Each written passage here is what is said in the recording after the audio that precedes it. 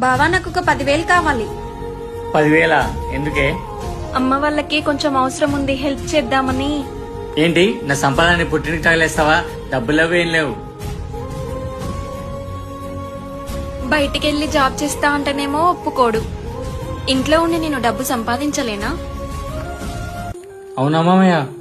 సరే మళ్ళీ కాల్ ఇస్తాలే. అను, చెప్పు బావా.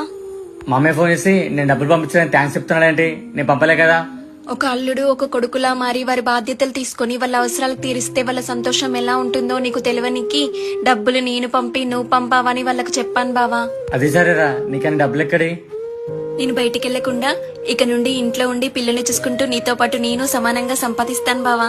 ఎలా? వర్క్ ఫ్రం హోమ్ బావా, అందుకే ఇంత హ్యాపీగా ఉన్నా.